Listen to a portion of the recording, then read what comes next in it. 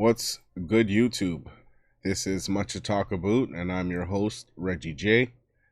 I have a video here of Doug Ford sitting with his new best friend, Justine Trudeau. I'm not a fan of Doug Ford. As a conservative, he's pretty yellow belly, if you ask me. And the fact that he's cozying up to this I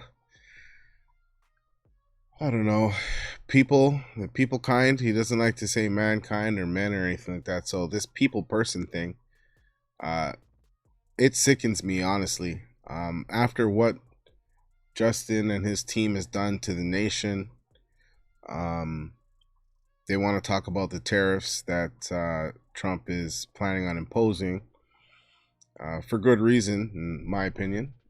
Canadians, you can hate on me if you want, but Trudeau is far worse than Trump in all shapes. And so let's just hear what Mr. Dougie got to say, and I'll give you my 2 cents along the way. I want to acknowledge our great group of premiers. I always say this is the greatest group of premiers I've ever seen from right across the country, from coast to coast. The only premier that I can actually say I'm a fan of right now is that lady out there in Alberta. She's pretty based. She sounds like the type of conservative that I'd like to hear from. But yeah, so there's maybe two others out there that I'd rep for, but definitely Alberta has something going on out there, positive. Coast to coast, but all different political stripes. And I also want to acknowledge the ambassador and the great ministers. And I know Minister LeBlanc had an opportunity to come by yesterday. We had a great discussion on border security. I look forward to seeing it being in. Well, it was a Border security. Let me just jump in here real quick. Why hasn't the borders been secured just because? There's video after video showing the entry points from the United States to Canada, Canada to the States, where you just got to climb over a little concrete barrier and you're in either country. When did we think that securing the border wouldn't be a good idea? I got locks on my doors for a reason, you know what I mean? Like I arm my car. What's going on? It was a phenomenal plan. Now we have to implement that phenomenal plan and have our minister, or your minister, I should say, get out there and explain that to the people. Prime Minister, you also mentioned. No, you hippopotamus. You said it right the first time. It's our minister. They work for us. They work for the people. So you didn't misspeak, you goofball. About NATO meeting our 2%. I have to give a shout out to Premier Wab Canoe. He's leading the charge on that. There you are, Wab. Absolute champion when it comes to that. So thank you for your leadership on that file. We also need to learn more. I really can't stand Trudeau's shit-eating grin. Like, that, look, I can't stand it. About where the government's retaliatory tariffs. I'm a strong believer in retaliatory tariffs. You can't let someone hit you over the head with a sledgehammer without hitting him back. Can you just look to your left there, bud? That guy to your direct left has been hitting the whole nation over the head with the proverbial sledgehammer for 10 plus years. Look where we are at. Look at the conditions of our nation. Look at the conditions of our large cities, our infrastructure, everything. The guy to your left is to blame, not Trump down in the United States. He's not to blame. Twice as hard, in my opinion. We're also eager to learn more about other considerations that we can hit back beyond the tariffs. And lastly, we need to hear from the federal government. Hit back.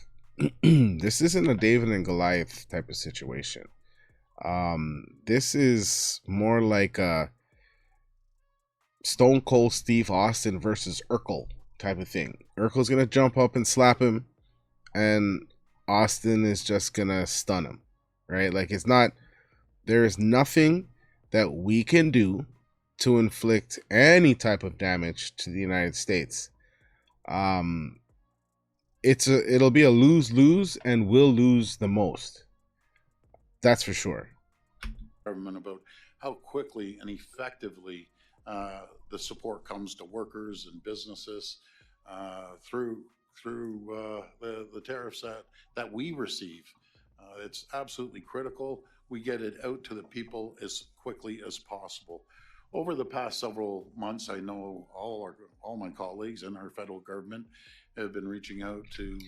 Just to say, his brother is probably doing backflips right now in his grave. This guy, his brother was the first. He was the first dude that when I started paying attention to Canadian politics, he was the one that uncovered the whole story that the MPs all got these like fully loaded credit cards, and they could just rinse them wherever they wanted to, and that was my dime. So his brother, was it Rob?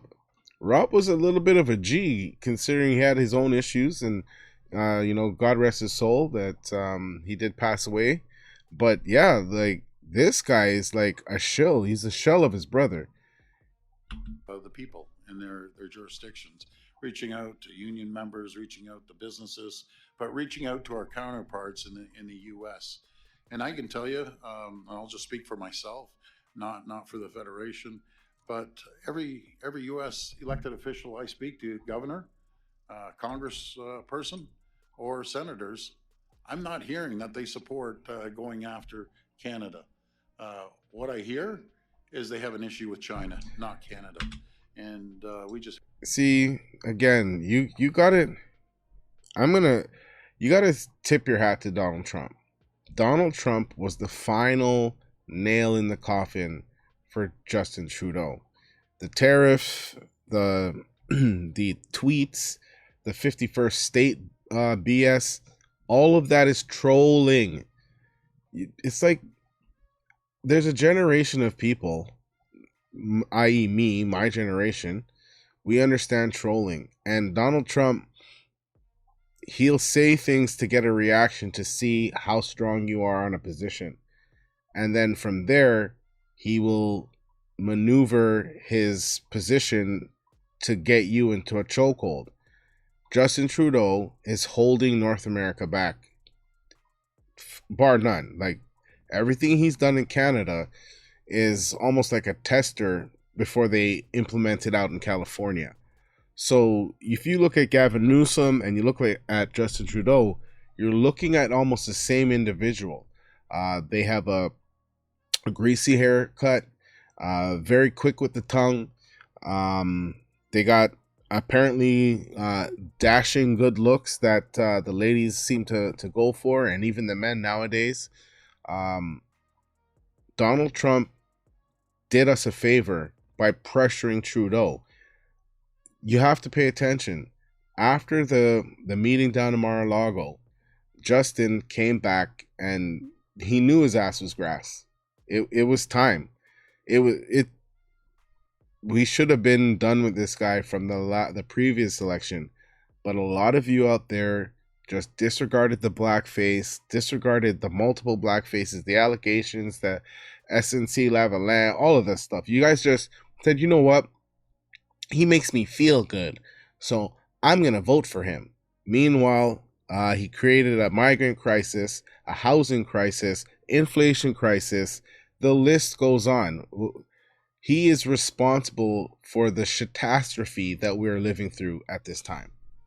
Have to continue reaching out to our counterparts and friends and business people down in the U.S. because it's not productive at all. And I'm just so proud of everyone stepping up to be part of Team Canada. Part of being Team Canada means recognizing and respecting each other's provinces and territories. I know everyone has different areas that they're very concerned about. We have to respect Ontario, Brampton, Mississauga, Milton, Malton, that whole surrounding area. There's problems out there. Huge problems. their concerns, but nothing is more important than the country. Country comes first over the jurisdiction. Okay, thank you very much there, Mr. Ford. I agree. Canada first. Nothing comes before the well being of this nation, the well being of our people that are here legally. Um, that's probably the only thing I'm going to agree with him on. Canada should come first. And this is my opinion. It also means, working together, going out there and working as a team, Team Canada. But it also means using every tool in our toolbox. We need to enter these negotiations from a position of strength with as much leverage. Can't do that with Justine as the leader. It's just not possible. That guy gets punked off and disrespected by everyone, children, women, everyone. They lean into him. They tell him straight up to his face what they think. Leverage as possible. I've been in business for years, like a lot of people around this table. I've been in politics for years. You don't go into a meeting or a negotiation showing the opposition what sort of cards you have in your hand. It doesn't work that way. We already know what our cards are. Justin and the Liberals have put all our cards to display on the table, and we have a weak hand. We have no position of strength to stand on. After Justin and his team has dismantled Canada, carbon tax, inflation, I've already gone over these things. Uh, there's no way we can run up to the Americans and be like, you can't do nothing to us. We're gonna lock off our electricity from the water, and that what does that mean, bro? That doesn't mean anything. That's not you're you're just like a no see 'em. I'm just swatting you at the beach, bro. Like you're getting in my way. You're kind of just a nuisance. You're not even. Yeah. Okay. And rest assured, if we use every tool, Canada has a lot of leverage, as you were saying, Prime Minister. And again, we'll be dealing through strength, not weakness. Moving forward, premiers need the regular meeting of engagement, either with yourself, Prime Minister, or one of your ministers. They both are doing a great job. And the ambassador, again, I want to thank you for communicating, being down in Washington, reaching out to counterparts, and just making sure the U.S. understands our message. We are not the enemy. We're your closest ally. We're your closest. We the Canadians aren't the enemy, but this little guy right here, this person, he's a threat to society. He's a threat to the thread of Canadian society. He has done his best to embarrass us, to bring us literally to our knees. You have families that can't afford food. It's either pay rent or keep the heat on. It's either keep the heat on or buy food. It's even the migrants, they're having a hard time. And he said, come on down. All 15 million or whatever it is, 1.5 million, something like that. Fact check me if I'm wrong, please. But this guy is the biggest threat to our Canadian way of living. He has turned this whole country into a shitter. Friend, as I've always said, the AmCan fortress. We work together. We can be the strongest, richest, wealthiest, safest countries in the world if we stick together and we work together. So thank you, and I'll pass it back to you, Prime Minister. Yeah, man. That guy, Doug, you're a bitch. I'm sorry. You're a bitch as well. Everybody knows. Finally, you're out of here. March 9th or whatever it is couldn't come soon enough. And then after that, let's run that election real quick and stomp the Liberals out of existence. They got to go. Just so everybody knows, I'm not the turn the cheek type of Christian. I'm not that guy. Somebody has to stand up and say the shit that needs to be said. Justin Trudeau is a piece of garbage. He's ruined this country. Um, you've made Canada a joke on the world stage, and this ring of weak, impotent men is the reason why this little flower came into power. And on that note, we got much to talk about. Hit me back. Peace.